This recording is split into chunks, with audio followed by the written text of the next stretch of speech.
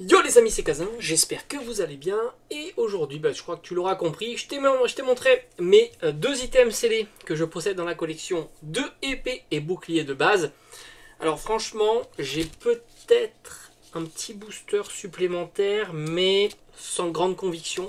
Je me rappelle, celui-ci, je l'avais trouvé en période de solde et j'avais gardé un petit tripack. Alors là aussi, peut-être, mais je dis peut-être, mais c'est pas sûr aussi, j'ai un autre tripack. Mais là aussi, pas plus.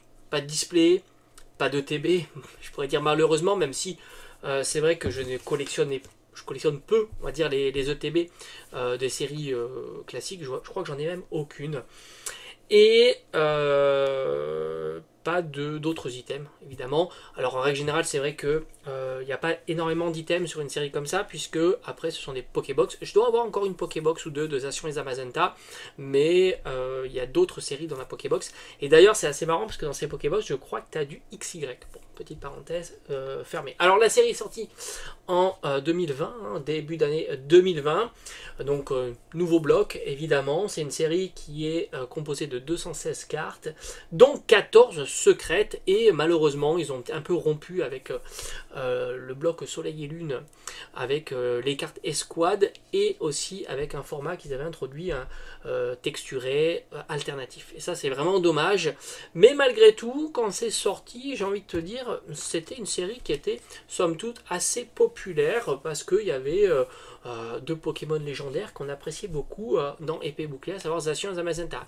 Ils ont eu quand même un meilleur succès, j'ai envie de dire, que d'autres Pokémon récents.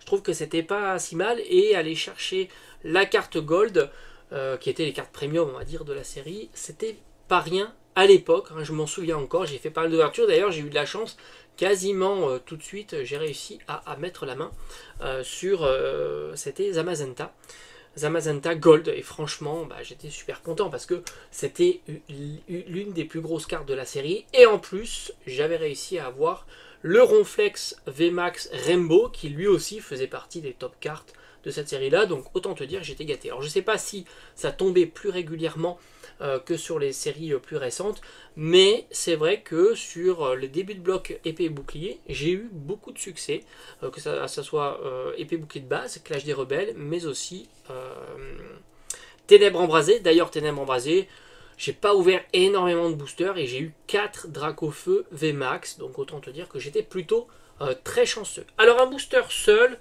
sans blister, donc pas comme ça, on est aux alentours de 8 euros, hein. Ça se trouve assez facilement. Et j'ai envie de te dire, niveau Art 7, je trouve qu'ils sont tous intéressants. Alors je crois que celui qui manque là, c'est le Low Class. Mais j'aurais une préférence plutôt sur le Ronflex en version Gigamax, qui est plutôt assez stylé et super original. Franchement, quand j'ai vu cette carte là, j'étais assez content. D'ailleurs, la VMAX est pour le coup vraiment réussie. En règle générale, les VMAX sont pas trop populaires. Celle-ci est un peu plus populaire que les autres. Mais on verra que les prix des cartes est vraiment très raisonnable. Ça, c'est vraiment un truc que l'on peut souligner. Le prix des cartes est très sympathique comparativement aux cartes du fin de bloc épée bouclier. Alors 8 euros pour un booster. Maintenant, si tu veux un booster parfaitement scellé, c'est pas du tout la même histoire. J'ai l'impression que ça se fait de plus en plus rare, ce genre de booster, et il faut mettre un peu plus le prix. Alors évidemment, j'ai envie de te dire, c'est pas une série à ouvrir. Tout simplement parce que il n'y a pas de gros hits à l'intérieur. Alors oui, c'est vrai qu'on va le voir dans la deuxième partie de la vidéo, mais pour moi, épée bouclier de base s'inscrit typiquement dans une collection en scellé, et on n'est plus du tout dans l'ouverture. Ça, c'est assez clair, parce que tout simplement, les cartes qui sont à l'intérieur sont déjà pas spécialement recherchés, et c'est vrai que c'est lié, et deux, leur prix est plus que raisonnable. C'est pas tant qu'il y a énormément de cartes qui circulent, parce que tu t'aperçois qu'il n'y a pas tant que ça de disponibilité, mais en même temps, elle satisfait largement les demandes de cette série-là.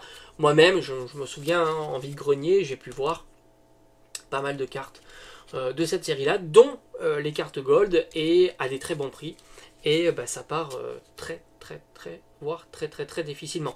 Donc ça se comprend assez aisément. Donc un booster comme ça, donc étant donné que tu vas plutôt intéresser les collectionneurs de CD, pas de CD ou pour de l'ouverture, on est aux alentours d'une vingtaine d'euros, 20-25 euros. Comme je te dis, c'est pas si simple à trouver. J'ai l'impression que des séries plus chères mais plus populaires sont plus simples à trouver. Donc on est aux alentours de 20-25 euros, ce qui le place quand même pour le bloc épée bouclier assez cher. On est certainement aussi cher, voire plus cher que du voltage éclatant, et bien plus cher aussi que du Evo Céleste, puisque j'ai vu beaucoup d'Evo Céleste à une petite dizaine d'euros. Voilà, ça tourne le booster scellé, on est aux alentours d'une dizaine d'euros pour Evo Céleste. Alors ça s'explique aussi parce que Evo Céleste, c'est la série qu'on a l'impression qui est le plus reprintée ou printée, enfin ou réassort. Hein. On en voit tout le temps du Evo Céleste sous tout un tas de formats, hein. Ça c'est assez clair. Le tripack n'est pas spécialement recherché pour le coup et tu peux le trouver aux alentours de 30 à 40 euros. Et ça c'est assez classique aussi. En règle générale, le tripack c'est un item qui n'est pas spécialement recherché par des collectionneurs en CD. Les collectionneurs en CD vont plutôt se focaliser sur 2-3 items et principalement le booster CD, qui est l'item en règle générale le moins cher dans une collection CD, le TB et en dernier lieu l'item le plus cher qui est la display. Alors on verra que pour épée bouclier de base, c'est pas toujours le cas, puisque le TB est relativement cher, mais c'est compliqué à estimer. Alors d'ailleurs on va embrayer sur le TB. Bon, moi je trouve que le tripack est très sympa à garder en CD dans une collection, mais encore une fois, il manque cruellement de popularité. Alors le TB, il y en a eu deux, Zacian et Zamazenta. En plus, elle avait une particularité d'avoir les Pokéballs dessus, donc ça c'est plutôt très sympathique. On a un scellage qui est différent du scellage plastique que l'on avait sur les ETB. Là, on avait des Pokéballs d'ailleurs. Si tu regardes mes vidéos de vlog boutique durant ces années-là, hein, on va dire 2020, 2021, on retrouve dans les boutiques ces ETB. Hein, j'ai quelques images qui tournent et tu vois parfaitement le scellage. Alors le TB, c'est un item qui est très compliqué à estimer tant il est plutôt très rare. Et je ne serais pas surpris, mais là encore une fois à prendre avec des pincettes, puisque étant donné que je pense que épée bouclier de base est une série qui n'est pas spécialement recherchée et qui concerne moins de personnes. Donc c'est pas dit qu'il suffit que le contexte soit pas bon ou le moment où le TB pop, le TB arrive sur le marché.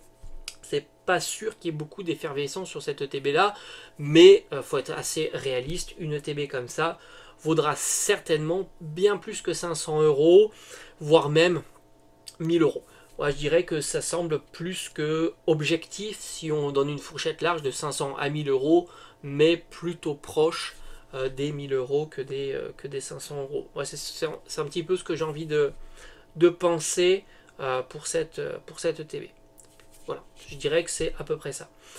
Ce qui fait que c'est l'item, on va dire, le plus cher, sans aucun doute, de épée bouclier de base. Après, on arrive à la demi-display. La demi-display, on est aux alentours de 200 euros.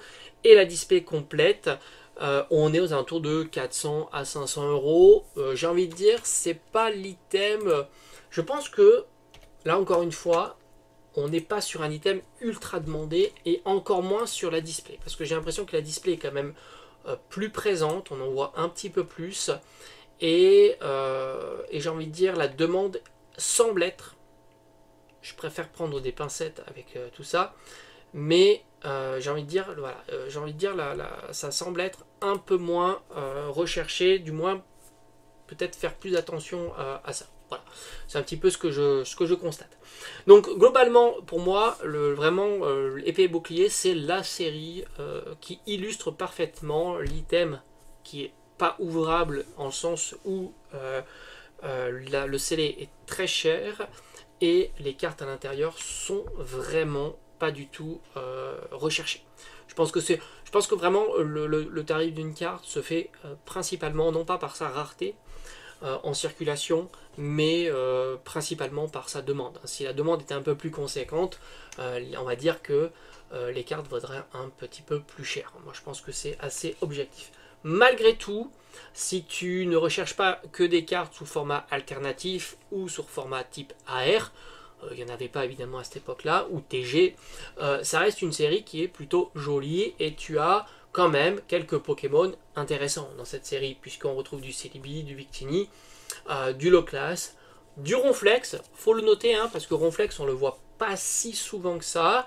On a évidemment Zacian et Zamazenta, hein, qui est star de la série. Et encore une fois, on a un petit peu rompu avec la tradition de fin de bloc, où on avait les cartes escouades alternatives, ou les cartes escouades tout court, hein, qui étaient plutôt sympas. Et on est revenu sur des trucs plus classiques, début de bloc, soleil et lune, avec comme rareté principale et les plus hautes, à savoir la Rainbow et la carte Gold. Oui, bah je sais, ça c'est un petit peu dommage. Je pense que la série aurait été bien plus dynamique s'ils avaient gardé même les escouades, ça aurait été une dinguerie. Alors, les escouades, ils les ont complètement abandonnés. C'est évident que ça reste une erreur à mon sens, hein. Mais il y a quelques belles cartes. Ronflex fait pour moi partie des cartes coup de cœur de cette série. Elle est déclinée en version VMAX, Gigamax, donc ça c'est top, parce que format Ronflex en version Gigamax, c'est toujours très agréable. On a une version V Full Art qui est très très belle aussi, et on a la déclinaison en version Rainbow. Malgré tout, ce sont des cartes qui sont très bon marché, et que si tu veux vraiment faire de très bons achats sur cette série-là, va plutôt sur les sites d'enchères. Tu t'aperçois que peu de monde se battent pour récupérer ce genre de cartes, et par conséquent, tu peux vraiment faire de très très bonnes affaires. Le Ronflex V Full Art, on va dire une petite vingtaine d'euros, tout comme la version VMAX, et la Rainbow est guère plus chère, peut-être 30 ou 40 euros, mais là encore une fois, il faut être patient et regarder les bonnes affaires. Après, en carte dresseur, on va dire la carte notable dresseur, c'est Rosemary, qui est plus populaire que les autres, mais là encore une fois, pas de grosse demande, 20-30 euros, somme toute un budget plus que raisonnable sur cette carte-là.